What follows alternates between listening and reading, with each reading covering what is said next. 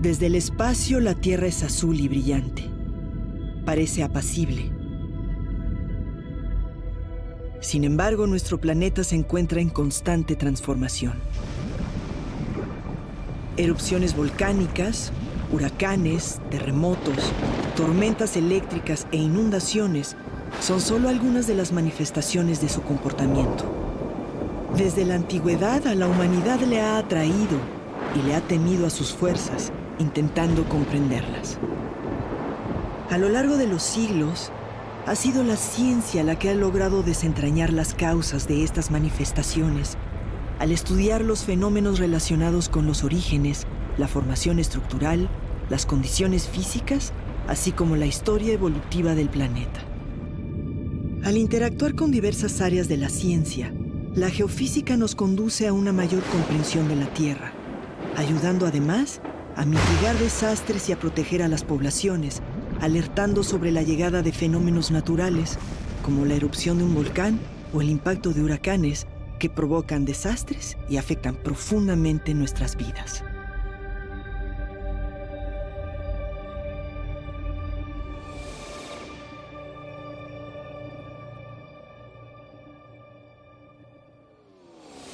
La geofísica inició como un campo de estos interdisciplinarios en las fronteras entre la física y la parte de la geología.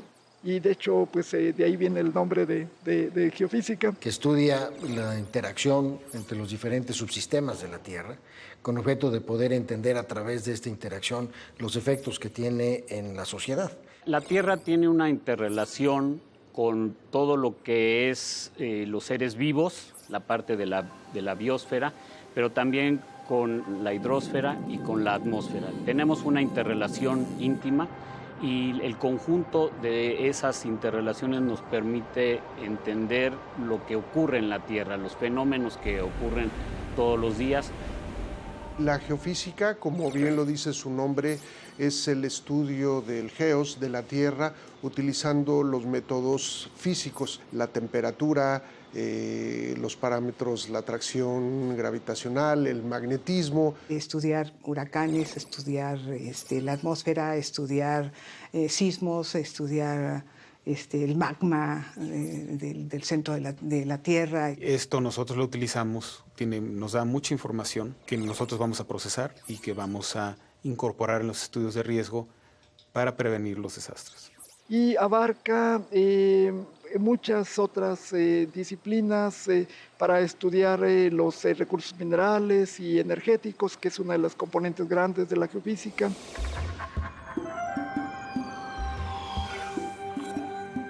Las referencias a los primeros grupos humanos ya implican un conocimiento de los fenómenos geofísicos y el desarrollo de ciertos métodos. En las etapas más tempranas de la Edad de Piedra, en el período paleolítico, que tuvo una duración de varios milenios, el uso de los minerales fue un elemento importante, cuando todos los utensilios estaban hechos de diferentes tipos de roca y se utilizaban, por ejemplo, las obsidianas, que son vidrios naturales para hacer lanzas o cuchillos.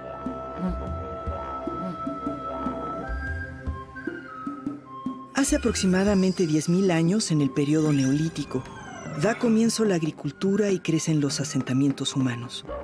Muchos objetos cotidianos se elaboraban de materiales perecederos, de arcilla y de piedra.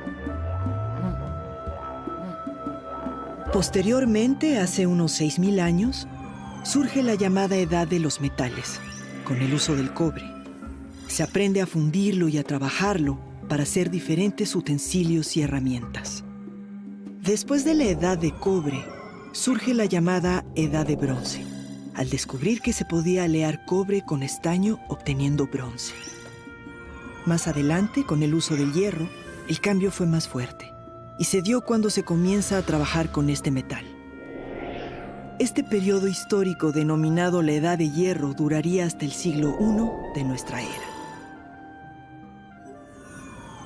En el desarrollo de estas diferentes etapas de la evolución de las culturas humanas, se requirió el que se tuvieran métodos para encontrar yacimientos de cobre o yacimientos de estaño o yacimientos de hierro.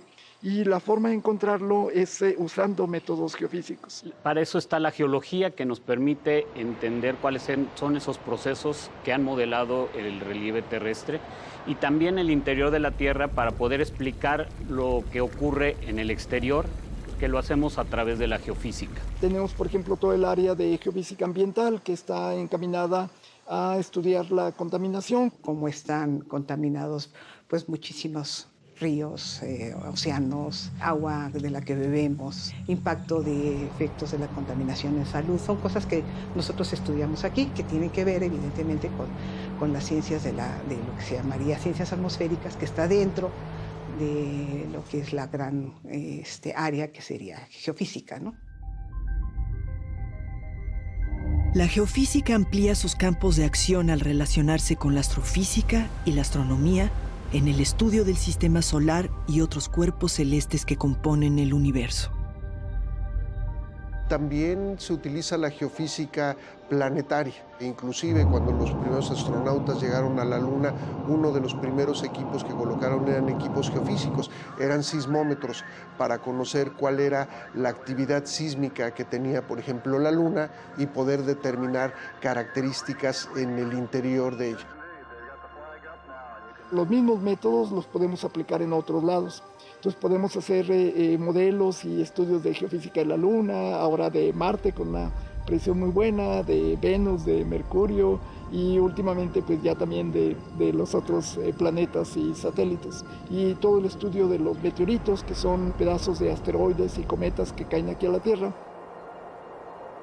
En el caso del Sol hay un departamento de física espacial que está analizando y estudiando las emisiones, por ejemplo, solares y el impacto que tienen en el ser humano. Entonces hay una geofísica también planetaria, la geofísica de la parte atmosférica y la geofísica de la Tierra sólida que estudia el interior. Todas ellas son componentes muy importantes para el entendimiento no solo de nuestro planeta, sino cómo se embebe en el sistema solar y cómo se embebe en el universo.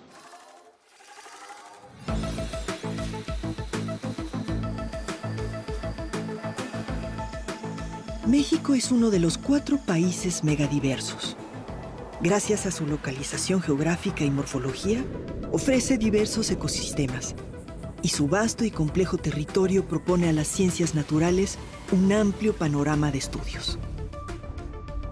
Al estar flanqueado por los océanos Pacífico y Atlántico, es susceptible de ser afectado frecuentemente por huracanes y tormentas tropicales. México está expuesto ya naturalmente por la longitud de sus costas a el 85% de los pasos de los ciclones tropicales o huracanes, tanto en el Atlántico, en el Golfo, como en el Pacífico. Y que el cambio climático está acrecentando el número de estos fenómenos y la intensidad de ellos. Tenemos un simulador de olas también, que se hacen análisis sobre el efecto, y eso en general de marea, pero sobre todo de marea de tormenta, que se denomina cuando viene un gran ciclón, ni siquiera tan grande, pero un cierto ciclón con cierta intensidad, sube el nivel del agua y se generan oleajes importantes que tienen un efecto en las costas. Y consecuentemente, qué tipo de obras que llamamos de protección se necesitan para evitar la inundación. En el Centro de Ciencias de la Atmósfera, donde estoy, lo que hacemos es estudios sobre dinámica de la atmósfera, que va a tener que ver con todo, cómo se mueven todos los vientos, y monitoreo, por ejemplo, de toda la parte de meteorología. Instrumentos son sensores que van a medir viento, radiación solar, precipitación, temperatura, pero hay otros instrumentos que son de más alta tecnología, radares, para ver si una tormenta se está acercando y qué tan fuerte va a ser. Toda la herramienta de satélites es fundamental. En el área de estructuras se hacen análisis del efecto del agua, pero sobre todo del viento, que son vientos muy elevados, como sabemos en el caso de los huracanes, en las estructuras. El Instituto de Ingeniería cuenta con el túnel de viento más avanzado que existe en América Latina, uno de los más avanzados en el mundo, que nos permite hacer estudios del efecto del viento en las estructuras, medir cómo empuja el viento a la estructura, cómo succiona el viento en la parte posterior y qué tipo de fuerzas o qué tamaño de fuerzas son para diseñar, por ejemplo, fachadas, vidrios, etcétera, y evitar daños. La parte de los huracanes también tiene un componente de prevención, de aviso. El huracán nos va avisando con unos días, con unas horas de anticipación, que ahí viene y hay que prepararse. Un buen ejemplo lo tuvimos ahora con el huracán Patricia, que en unas cuantas horas se convirtió en categoría 5. Protección Civil va a las comunidades y les dice no es suficiente lo que tienen aquí, hay que irse a albergues. Así se hace y el resultado es que aunque hubo daños en las estructuras, bardas, en cosechas, en sembradíos, no hay una sola víctima directa de estos efectos. En las cadenas montañosas que recorren la geografía mexicana, se encuentran volcanes en actividad que propician movimientos sísmicos. La vulcanología es la que se dedica al estudio de los volcanes, de las expresiones del calor de la Tierra que se representan a veces de manera violenta, que nos están indicando que en el interior de la Tierra hay una fuente de calor. Para investigar el interior del planeta estamos limitados a tomar mediciones en superficie y a partir de esas mediciones interpretar qué es lo que está ocurriendo en el interior. Sabemos que hay un núcleo, que hay un manto y que después hay una corteza, que la corteza es la capa más delgada, más pequeña sobre la que estamos los seres humanos. Se desprende una burbuja magmática del interior de la Tierra, este material muy caliente va migrando hacia la superficie, viene rompiendo las capas y al irlas rompiendo produce pequeños sismos. Por ejemplo, en un volcán hacemos una reconstrucción de la historia eruptiva del volcán y eso pues es muy útil porque de esa manera podemos entender un poco cuándo podemos esperar una nueva reactivación. México es un país eminentemente volcánico, ha tenido actividad durante millones de años, pero lo que conocemos como la provincia volcánica transmexicana, que tiene volcanes en actividad, tenemos más de una docena de volcanes, recorre el centro del país, de Pacífico al Golfo de México, y tiene mucha actividad. Hay algunos ejemplos, como tenemos el volcán Paricutín en los 40s, tenemos eventos muy explosivos como el volcán Chichón en Chiapas, que hizo erupción de una manera inesperada y sorprendió a la gente de los alrededores porque incluso se desconocía que era un volcán. Llegamos a ese nivel en los 80s, donde teníamos un conocimiento muy pobre de lo que son los volcanes, en dónde se encuentran.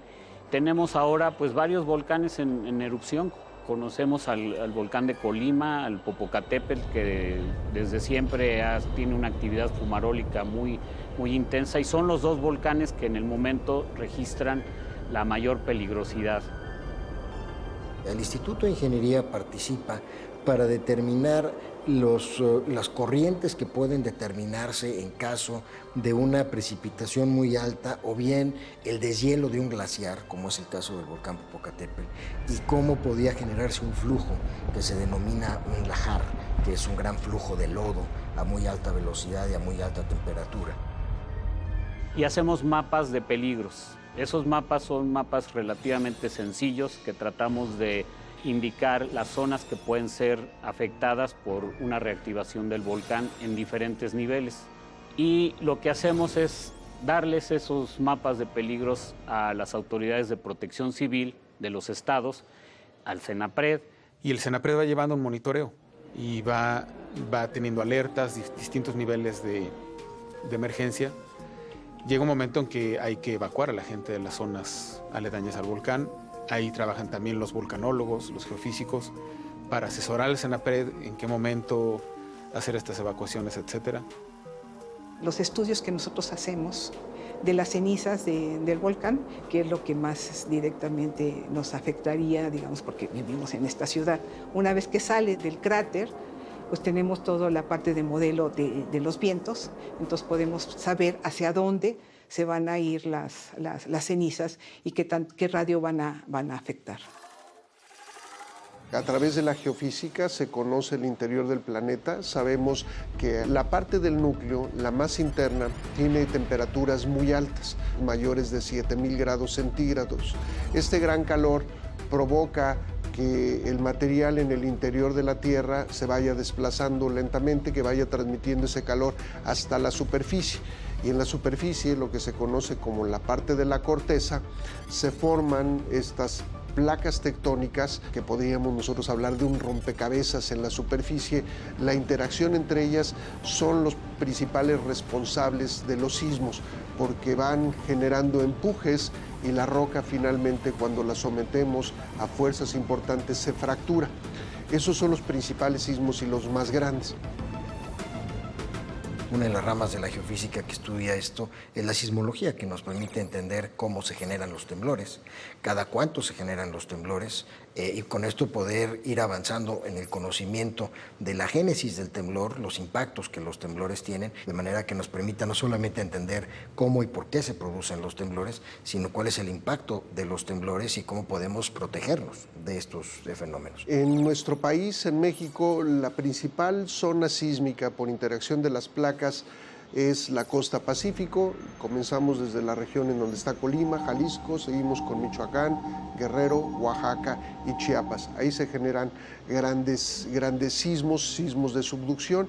Después tenemos nosotros un eje neovolcánico que cruza el país yendo desde los estados de Colima, Jalisco, Michoacán, Guanajuato, parte de Querétaro, el Estado de México, una porción de Puebla y finalmente Veracruz. Y existe el Servicio Sismológico Nacional que se encarga de monitorear toda la sismicidad en el país. El terremoto es un reto muy grande porque no avisa. Y no vemos en el futuro cercano que tengamos herramientas de saber que un terremoto va a ocurrir.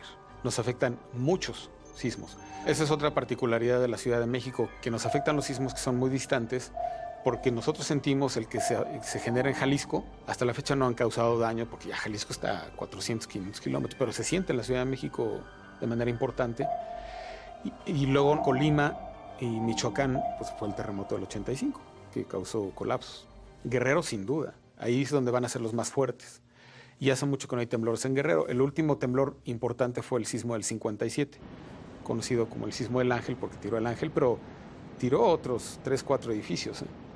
Y también los de Oaxaca nos han afectado bastante aquí en la Ciudad de México. Estamos prevenidos para los huracanes. Yo creo que si hay una erupción volcánica, también lo vamos a hacer muy bien.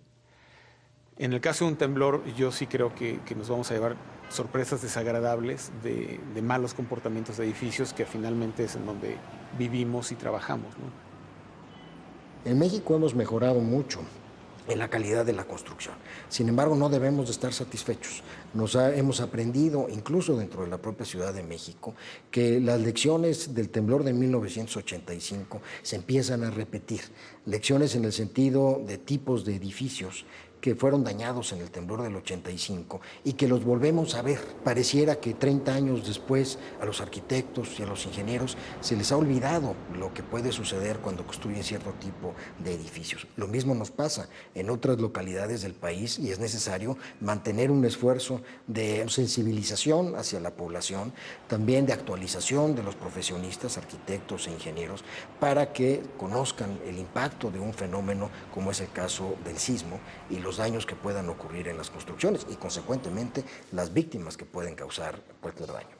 Creo que desde el sismo de 1985, una lección muy importante en este país, porque a raíz de eso surge la Protección Civil, a raíz de eso surge también el Centro Nacional de Prevención de Desastres y se va buscando incorporar la parte de la prevención como un elemento muy importante.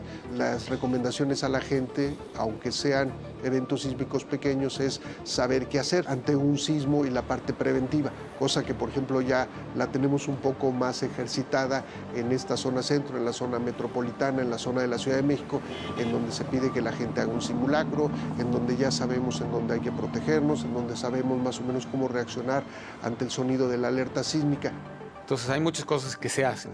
Por ejemplo, hacer bien los edificios. Esa es la mejor manera de prevenir. Y para eso necesitamos buenos reglamentos de construcción. Y teniendo reglamentos de construcción es importante que quienes construyen vivienda, quienes construyen edificios, quienes construyen instalaciones industriales, se apeguen a los reglamentos de construcción. El reglamento actual de construcción de la Ciudad de México es uno de los reglamentos más estrictos a nivel mundial. La primera parte es tratar de prevenir, entender el fenómeno, conocerlo muy bien, ver qué es lo que puede producir ese evento y evitar que esto se convierta en desastre.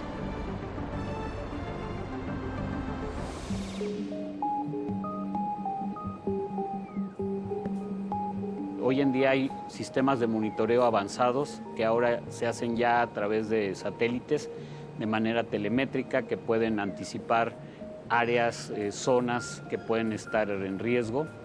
Y eso es parte de lo que podría ser una iniciativa que ha estado desde hace años sobre la formación de un servicio vulcanológico nacional.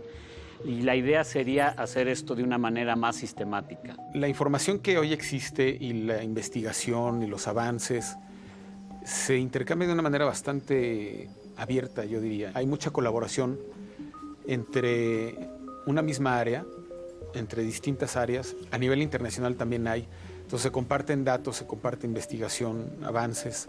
El nivel en términos de lo que investigamos aquí en el centro, yo creo que estamos a nivel mundial. De los estudios que se hacen, son realmente buenos comparados con otros estudios que se hacen en otros países. Le hace falta muchas cosas. No tenemos todo el equipo que ellos tienen y tampoco somos miles y miles. Ha aumentado en los últimos años significativamente y hay ahora la incorporación de muchos jóvenes que pues forman las siguientes generaciones, pero si uno lo ve al tamaño de la población y a la extensión que tenemos en el país, sigue siendo todavía insuficiente. Yo creo que requerimos hacer un esfuerzo para que esto cambie. Hacia el futuro lo que podemos ver es que los fenómenos de origen natural van a continuar. No hay nada que nos indique ni que el hombre tenga la capacidad de detenerlos y por el contrario, y que la única forma en que podemos minimizar su efecto es tomando medidas preventivas. Lo estamos haciendo en la dirección de estos fenómenos hidrometeorológicos. En la parte sísmica es aceptar, vivimos en un país sísmicamente activo, eventualmente podemos tener un sismo grande, prepararnos, hacer simulacros, seguir una serie de recomendaciones. Si vivimos cerca de un volcán, también qué hacer con la ceniza, cómo recogerla, no enviarla al drenaje, no salir cuando está cayendo ceniza. Todo este tipo de recomendaciones podemos entonces convivir con estos fenómenos y de una manera en donde sus daños son minimizados y en donde no van a afectar a la vida humana. La prevención de desastres debe de ser el paradigma de la protección civil en el país. Nos hemos acostumbrado en los últimos años a responder a los fenómenos perturbadores, pues un huracán, un volcán, un sismo, en fin, a responder ante la emergencia, reponer los daños y hasta ahí nos quedamos. En realidad México tiene que ir mucho más allá, anticipar la ocurrencia de estos fenómenos, tiene que reforzar las estructuras, tiene que educar mejor a la población para prevenir, lograr que la sociedad sea más resiliente, es decir, que tenga la capacidad de enfrentarse a un fenómeno perturbador y de recuperarse rápidamente. Y esto implica cambiar de paradigma, no atender las emergencias únicamente, sino adelantarnos a los efectos que pueden tener y reforzarnos como sociedad, reforzar nuestra infraestructura para hacer frente a estos fenómenos. Hoy, más que nunca, son fundamentales los estudios de la geofísica. Nuestro planeta sufre el impacto de las sociedades humanas, de la contaminación y el cambio climático. Se debe cobrar conciencia y dejar de sobreexplotar sus recursos, de contaminar agua y tierra. Y en la medida de lo posible, recuperar las áreas naturales que aún subsisten, como bosques, selvas o desiertos, ya que estos proveen de servicios ambientales prioritarios para la conservación de la vida.